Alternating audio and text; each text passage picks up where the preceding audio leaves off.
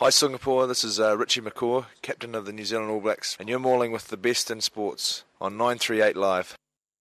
From 938 Live. This is Formula One driver Fernando Alonso. Hi Singapore, I'm Jürgen Klinsmann. Hi, I'm Martin Tyler. This is Annika Sorensen. Hi Singapore, this is Johnny Wilson.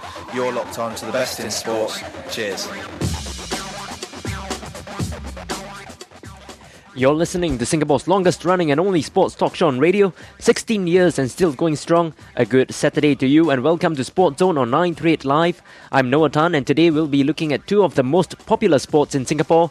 I'm talking about rugby and of course football. But that's not all, because in the second part of the show we'll tell you more about the big local celebrations for the 10th anniversary of the World of Warcraft.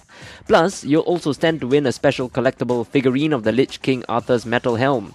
So loads to sink our teeth into this morning, and let's start with the sport of rugby. Well, the famous Maori All Blacks were in town just last week, and as many of you already know, they were initially scheduled to play their first ever match in the Republic with a clash against the Asian Pacific Dragons. The game though had to be cancelled as the condition of the National Stadium's pitch was then too dangerous to be played on. So instead, they spent their 2-day visit here conducting coaching clinics for local junior players as well as the Singapore national team. And this is part of the New Zealand Rugby Union's or NZRU's plans to try and turn the Republic into a regional hub for the game.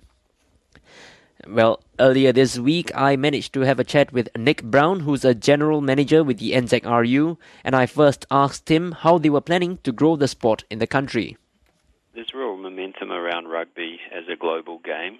It's played in 119 countries. There's about 6.6 million registered players, and we see Southeast Asia as being the next territory to really capitalise on that growth and that momentum. And you know, Singapore in particular, it's got a great facilities here. It's obviously got a government who are very motivated to bring big events and new sports into the market.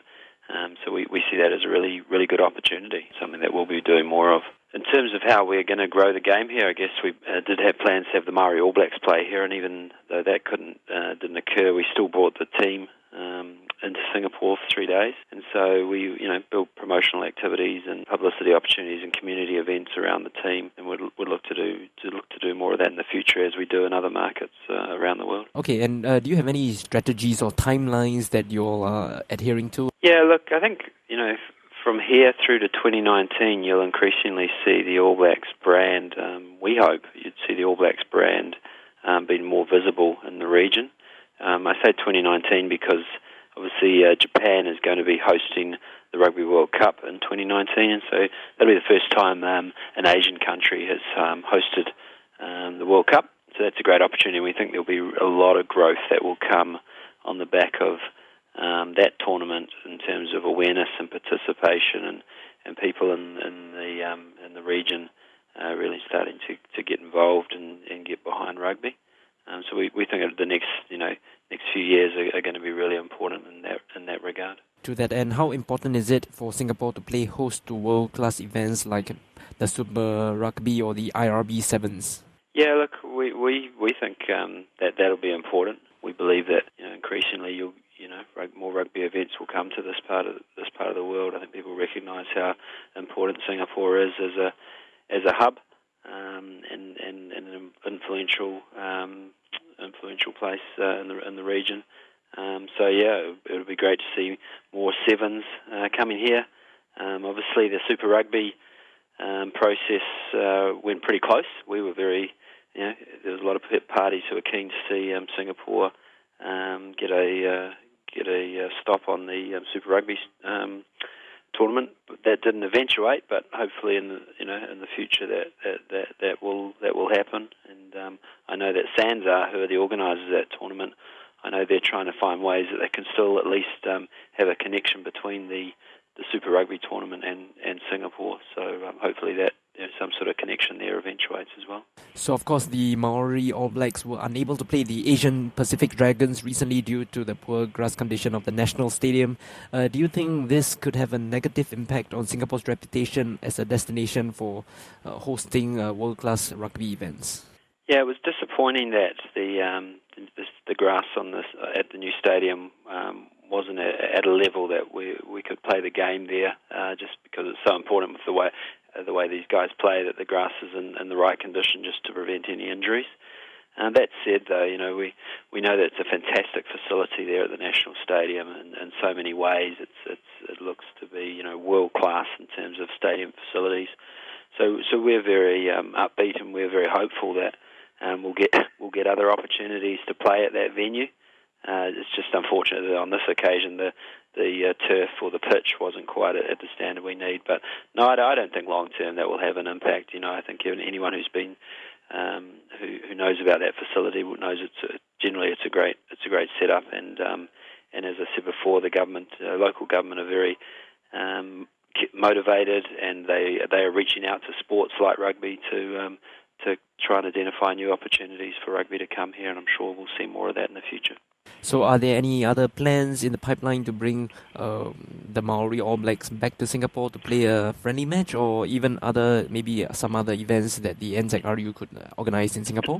Yeah, we'd hope so. Yeah, for sure. I mean, we'll have to go back. Obviously, we're still the guys only just arrived back from their promotional visit in the last day or two, but right back in New Zealand. So we'll take stock over the summer break, over the Christmas period, around what the plans are for the next 2 years in terms of our touring teams. But yeah, we very much see Singapore as a priority. So we'd like to identify some ways we can keep the teams coming here. We work with our sponsors and partners a lot to bring teams around the world, and AIG is an insurance partner, and they were very supportive of getting the Maori All Blacks here. And I'm sure in the future we'll see more of that support from our partners, and hopefully even from some new partners and sponsors, perhaps in the Southeast Asia region or from Singapore. The brands, the sports teams wearing the black jersey, the All Black brands, and some of the other All Black Maori All Blacks and the All Black Sevens. These guys are very much global sports brands now, so we're starting to see more and more big companies from around the world realise that it's a good association or a good partnership for what they want to achieve in different markets. Now, of course, rugby is a popular sport, but football is still the predominant sport of interest in Singapore or even Southeast Asia. So what do you think needs to be done to garner more interest in rugby in the region, and do you think it's possible that rugby could eventually replace football as the predominant sport? No, I don't think we'd look to replace football in any sense, because, as you say, it's a very established sport and very popular in the region, and we see that, and we appreciate it, and we talk to people from other sports, including football, all the time, and share strategies and ideas. So no, not looking to replace them or take them on. But having said that, rugby has already got a good platform. There's about 170,000 players of rugby registered just in Singapore, Malaysia, Hong Kong and Sri Lanka, just in those 4 markets. So there is an established player base, plus a much bigger fan base. And the big events coming up are in World Rugby over the next couple of years, starting with the Rugby World Cup in the United Kingdom next year, which will be the biggest Rugby World Cup ever, and it's also the biggest sporting event on the planet next year. Massive global television audience.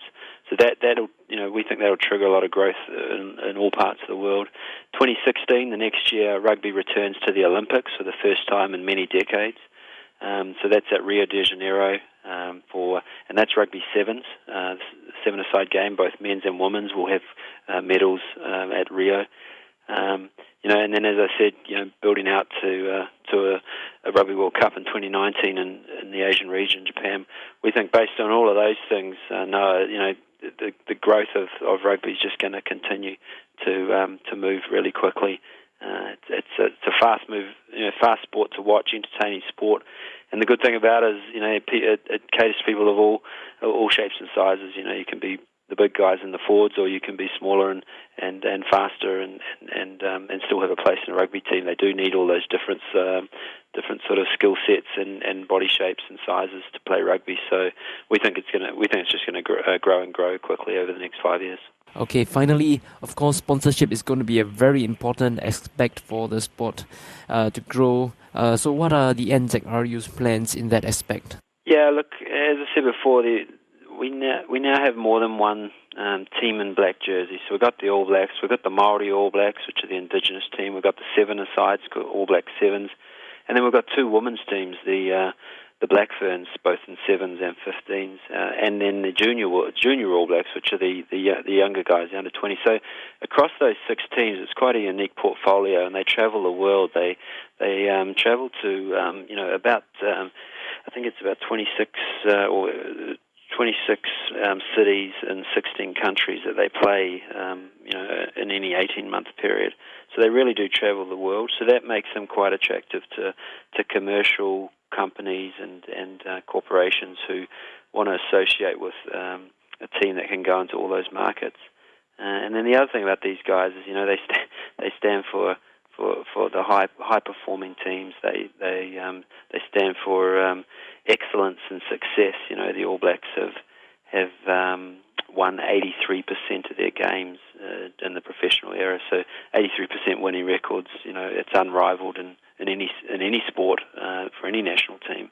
And so these guys are pretty attractive to big commercial partners who want to use them as part of their marketing campaigns and to reach into different audiences.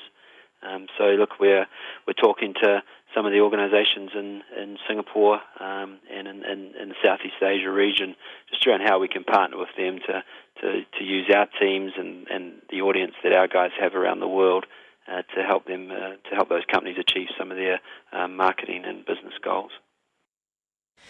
And that was Nick Brown of the NZRU speaking to me about their plans to grow the sport of rugby in Singapore. You're listening to SportsZone on 938 Live, and today we turn the focus on the sports of rugby and football. And if you've just joined us, well, we heard from Nick Brown, who's a general manager with the New Zealand Rugby Union, discussing their plans to turn Singapore into a rugby hub. Now, as I mentioned earlier in the show, the Maori All Blacks came to Singapore last week, and they arrived in the Lion City just after a successful tour of Japan, where they beat the Japanese national team in 2 friendly matches. Well, I caught up with the All Blacks captain Charlie Ngatai while he and his teammates were conducting a coaching clinic for over 70 local junior players at Raffles Institution. And I first asked him to sum up his team's tour of Japan. Yeah, it was a good tour, a successful one. 2 wins against the Japanese team. I think they're ranked 10 in the top 10 or 10th in the world. So, it's been good. Okay, and so what's one key advice you'd give to the players here who are aspiring to make it to the top level? I guess you got to dream big. So that's what we did as young rugby players back in New Zealand. Just dream big, and then just stick at it, and you'll get there one day. And what about training? Any training tips for them? Just train hard. That's the most I could give you, is just train hard and just give it heaps. Okay, and injuries are part and parcel of any sport, but there are those who believe rugby is a little too physical or too dangerous a sport for teenagers or kids to play. What's your reaction to that viewpoint? Yeah, I guess not really. As in New Zealand, we have rugby's a big sport, and growing up you're playing rugby throughout the years. I remember when I first started playing tackle, I was about 10 years old. So most people would say that was a bit young, but when I was playing, I enjoyed it. Yeah, I guess that's the way how we grew up playing rugby. Now, on that same note, how important is it for players to learn the correct methods of tackling or playing the game itself? Oh, it's hugely important. You can see nowadays a lot of concussions and that are starting to appear. So safety is a big factor in that, and especially for your life, really. You don't want to have bad concussion and ruin you for the rest of your life. Okay, now getting an education is very important, especially in Singapore. That's one of the reasons why I think a lot of people don't attempt to pursue a professional career in sport in this country. They don't want to sacrifice their studies to take up the sport full time. So do you think it's possible for someone to combine and get both a good education as well as become a professional rugby player? I think that's the key one there. You got to have the balance between rugby or professional sport and life balance. And having an education is hugely important, especially if you get a career-ending injury. You can jump straight into the career you'll be pursuing. Okay, and finally, what do you think our Singapore national rugby players can learn from you and your teammates? I guess just the skills and I know New Zealand's one of the top teams in the world, or the best team in the world. So, I think if they just keep training and what they're doing, I think they'll get there one day. And that was Maori All Blacks captain Charlie Ngatai. And as you heard, one of the topics discussed during our chat centred on injuries in the sport of rugby. Now, Alison Pollock, who's a professor of public health, research and policy at Queen Mary University of London, published a book titled Tackling Rugby just last month. In it, she noted that the risk taken by youths when playing rugby have been increasing, while many of the inherent dangers of the sport have not yet been addressed.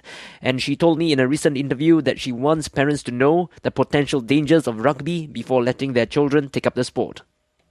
Yes, I think from a very young age you should be thinking quite seriously about the sports you want your children to play and the risks and harms associated with it.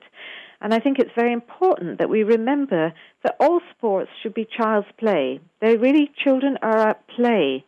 So sports that result in a lot of violent and physical harm and damage, you should be taking steps, just as you take steps to clean their teeth, to keep them safe from the roads, to keep them safe when they go on trips. You must be making those same sort of steps. So my advice would be to read the book, because it's actually generalizable. You can think about it in the context of all sports. It's got some very useful information on what parents should ask of the schools before they're actually agreeing to their children playing certain kinds of sports in the schools.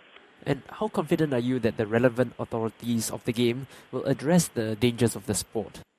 One of the problems is that the sport is very commercialized, and often the authorities, whether they're governments or whether they're the unions or the sporting bodies, are putting the game before the interests of the child. If they put the interests of the child first, they will be saying injuries are not acceptable, they're avoidable, and will be taking all necessary steps.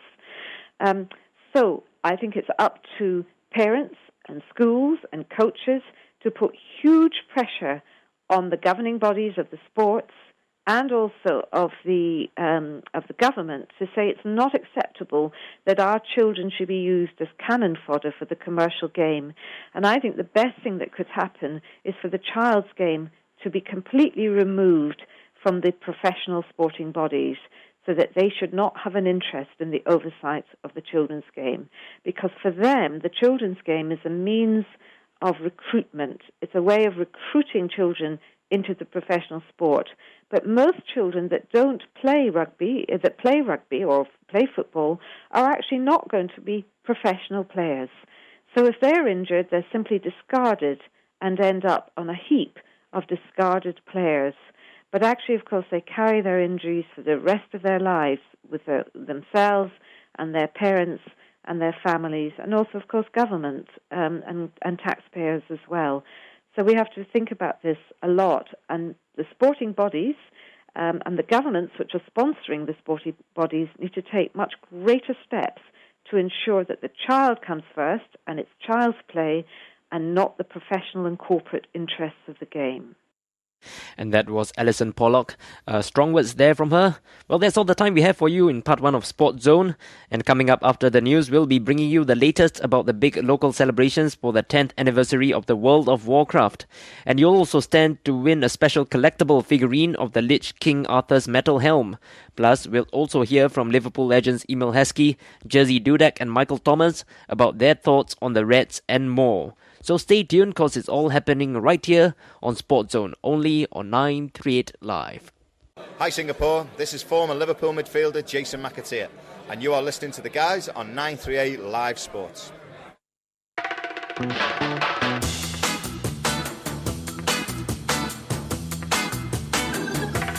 Welcome back to part 2 of SportsZone. I'm Noah Tan, and today we are talking about Singapore being transformed into a hub for world-class rugby action. We addressed that in the first half of the show, and now in the second half we'll be focusing on English football and regional football as our Singapore Lions prepare to kick off their campaign tomorrow night. But just before we hear from the likes of Emile Heskey, Michael Thomas and Singapore's Hassan Sunny, it's time to turn the spotlight on another major event happening here in Singapore, and that's in the world of esports and cyber gaming. Now, just this morning, I spoke to Gary Plattner, who's in Singapore from the Blizzard Entertainment headquarters in California. And I first asked him to give us a brief lowdown of his profile in the gaming world and who else did he come with to Singapore. Well, I'm the lead environment artist for World of Warcraft. All those trees and rocks and grass and environment that you see, that's my team's responsibility. So I'd like to say that we put the world in World of Warcraft. And I'm here with Jared Gillis. He's a senior reliability engineer, and it's his job to make sure the game servers are stable and running so our players can have continued enjoyable game experience. Awesome. Well, I believe congratulations are in order as well, because I heard you guys just launched a new game. So how is it going? Oh, yeah, it's going really good. The new World of Warcraft expansion is called Warlords of Draenor. This new expansion brings a whole new characters to the game, the new look for all the new characters, a whole new world. You get to explore Draenor the way it was in the past. We have garrisons, which is incredibly fun. It's a whole new expansion. We put a lot into it. And we're super pumped at how the community is currently loving all the new content, the new story. And I just heard that we have over 10 million players back in the game. That's amazing. You know, the feedback from this game and from our fans has been nothing short of incredible. And we've been doing this for over 10 years.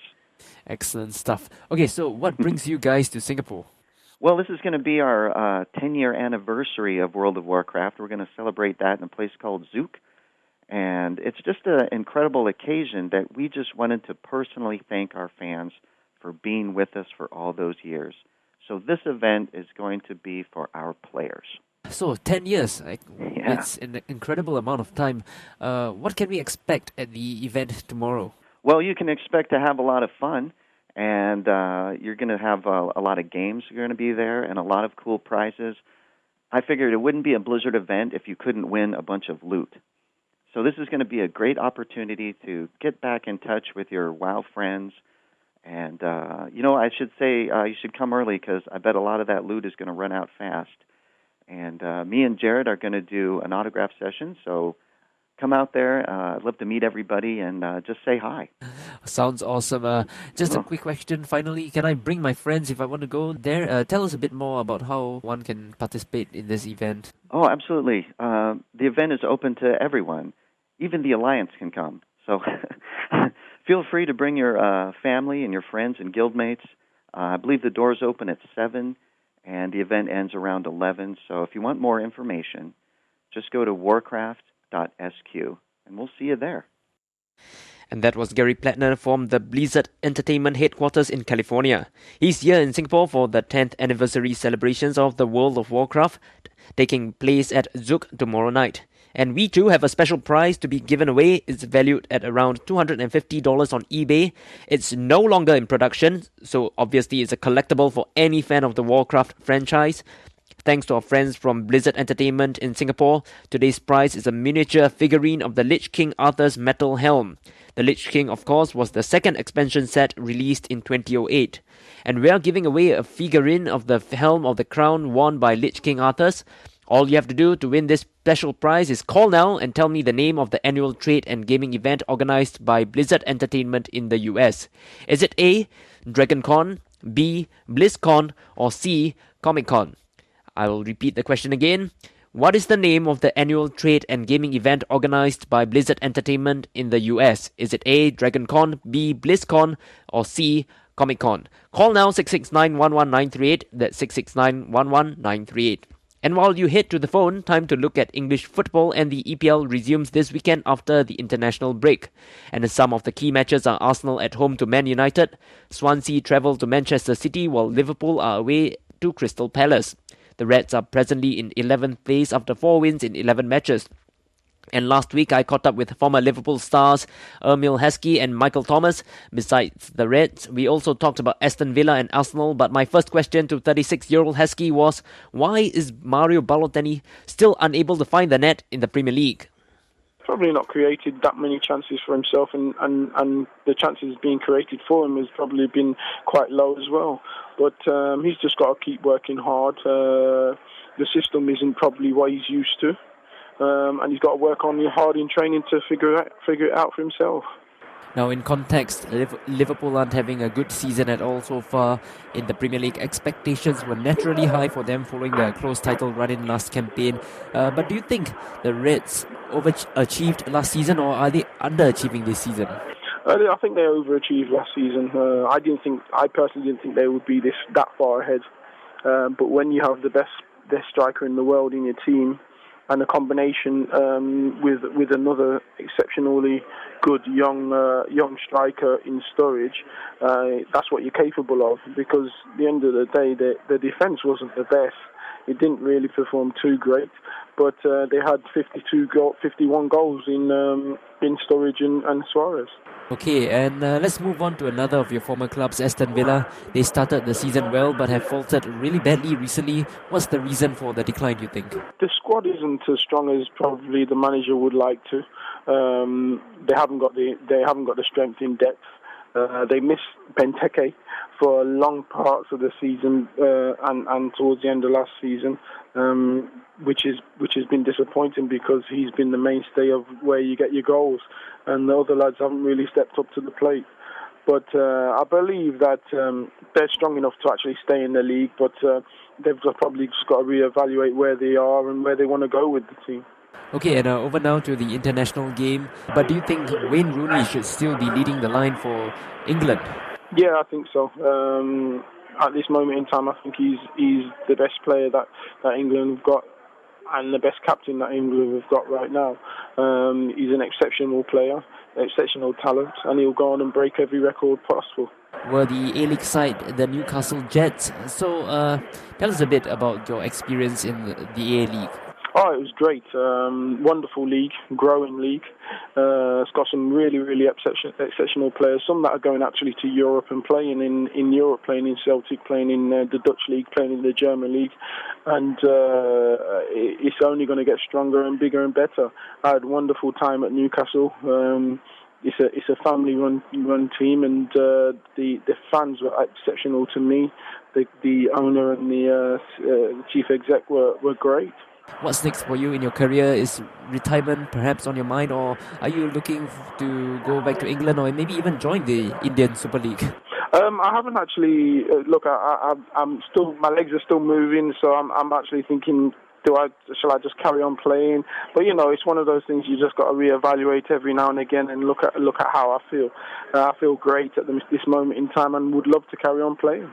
And that was former England striker Emile Heskey, who was in Singapore last weekend for the Castlewood Group Liverpool Masters. And just before we hear from Michael Thomas, let's check in with former Reds custodian Jerzy Dudek and what he thinks about the current number one keeper at Anfield, Simon Mignolet.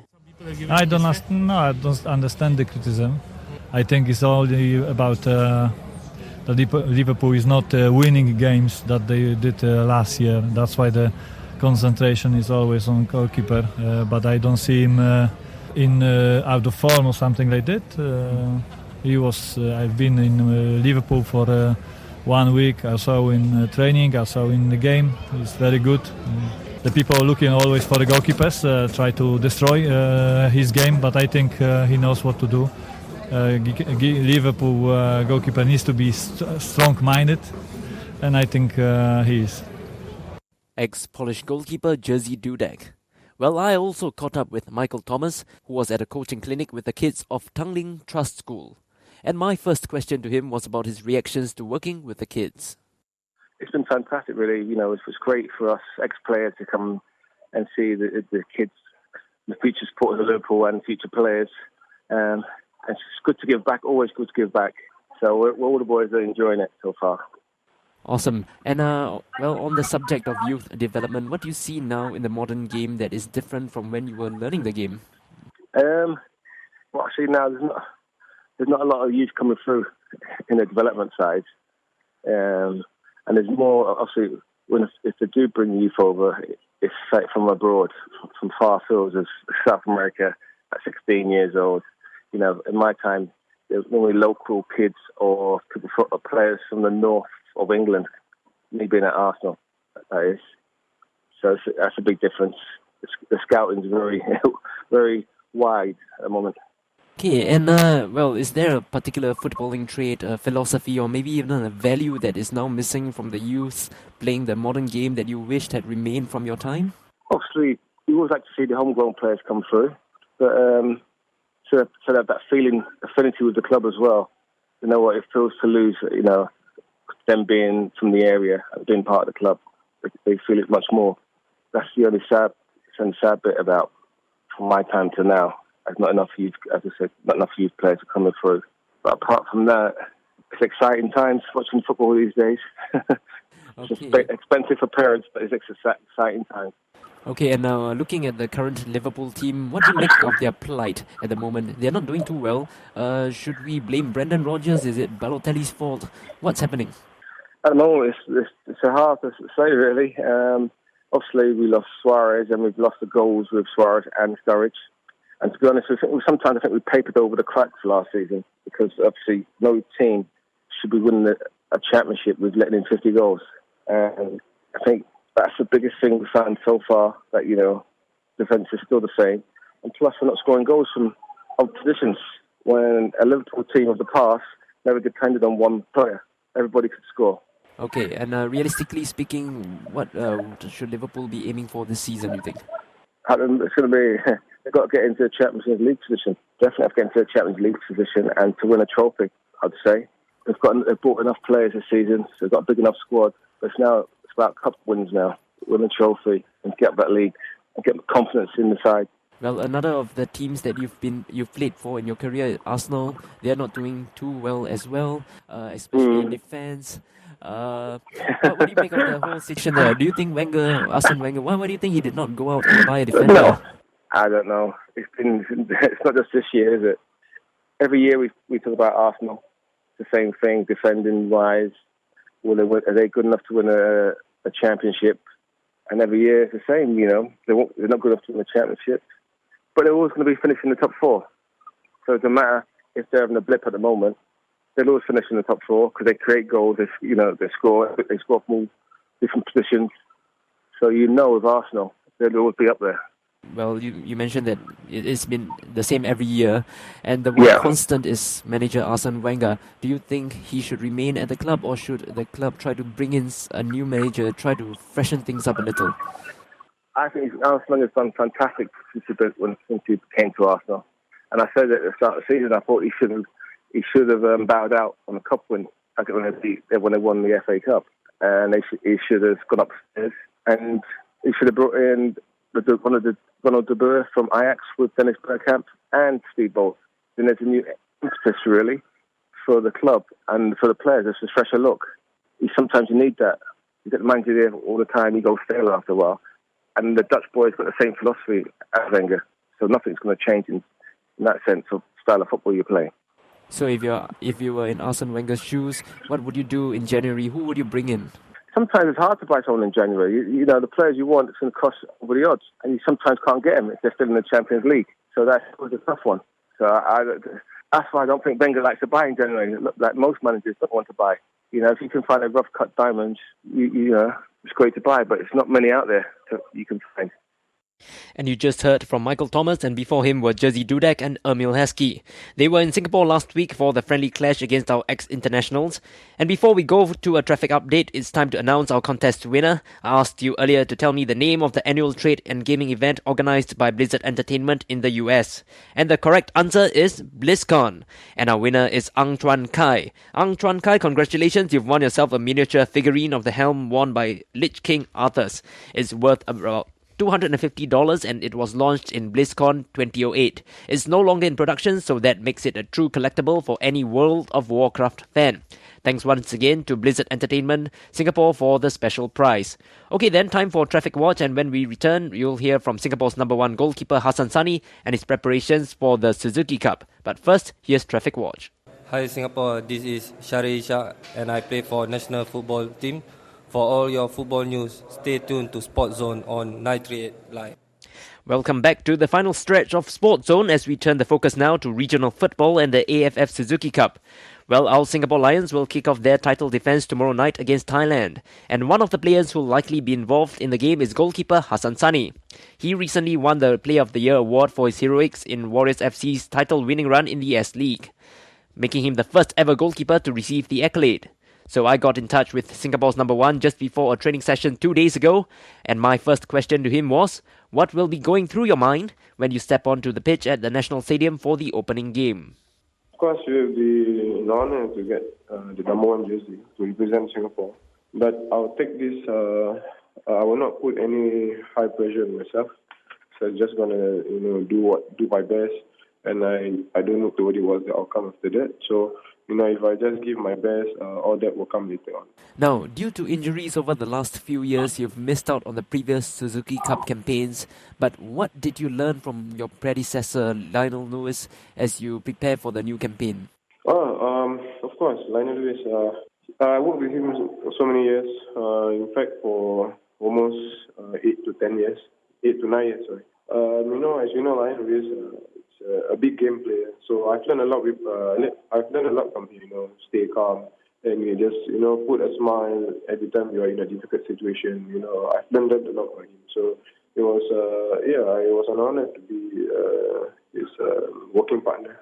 Okay, and you belong to a group of 5 to 6 senior players who are aged about 29 and above, while the bulk of the squad are in the mid-20s and younger. So how will you plan to impart your experience and help motivate or guide the team, especially in a tough or tense situation during a match? I've worked with the young players for a few competitions this year.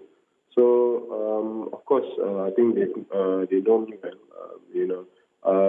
What I've learned from the past, from the senior players when I was a young player back then, I try to impart my experience to them.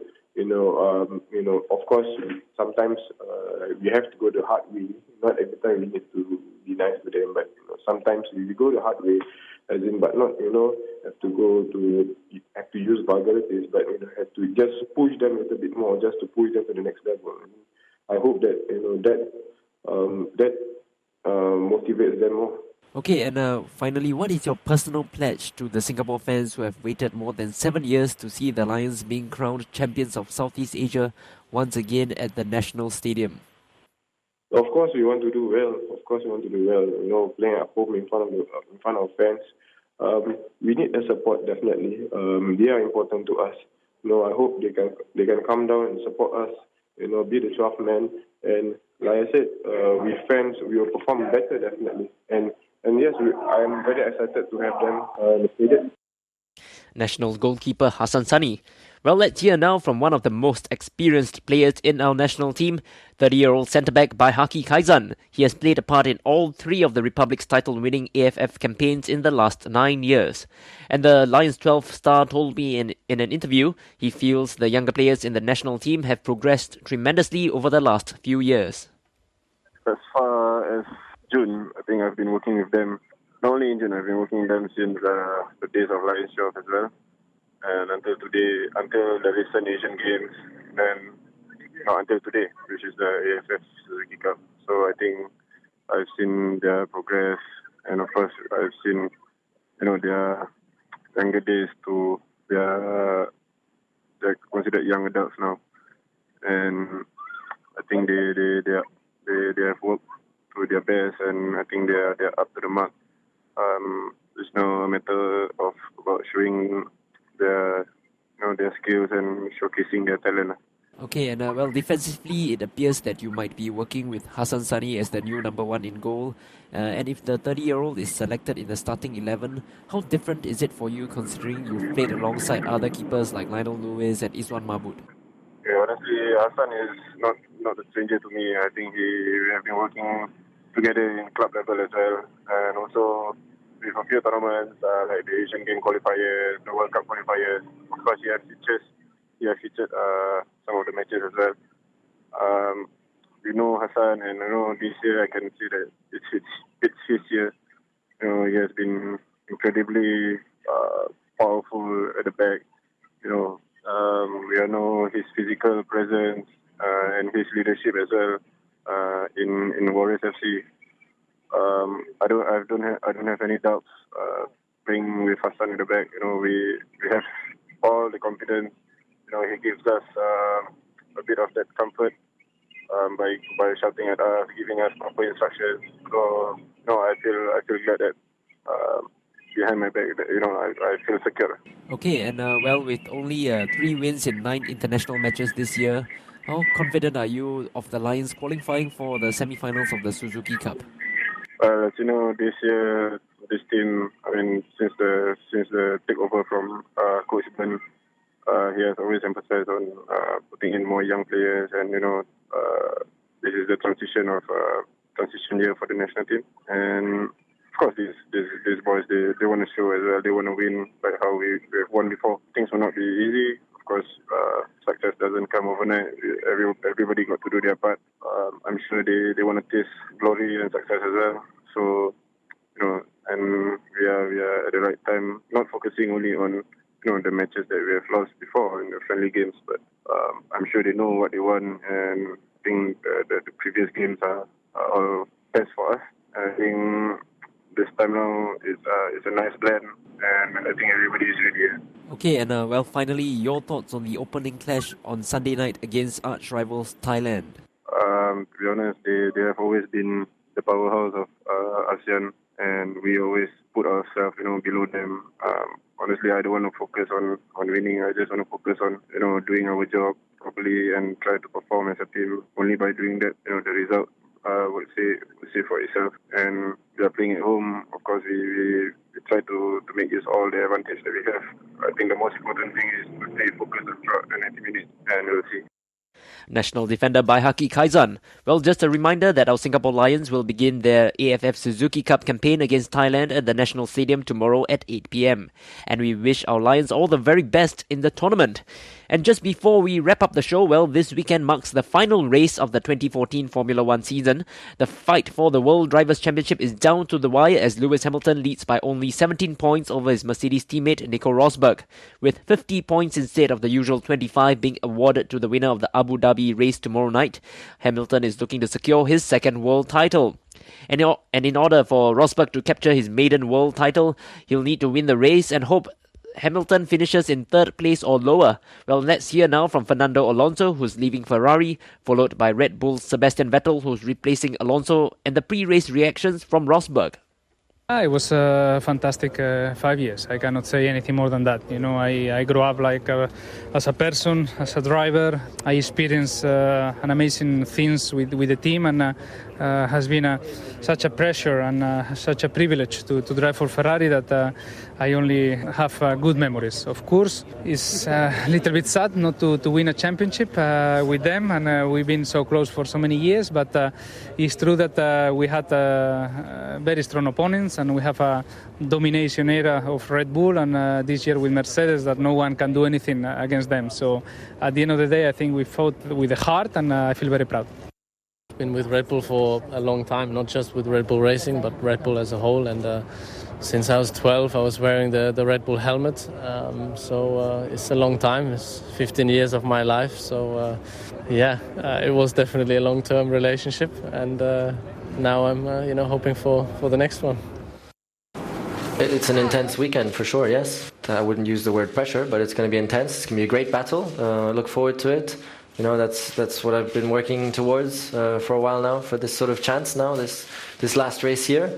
Yeah, Lewis is a great competitor, an opponent, and it will be hopefully a great end to the season, and of course I'm here to try and win the race, and then I need a bit of help from Lewis that he doesn't finish second. That's it. So I'm hoping Lewis can come up with something.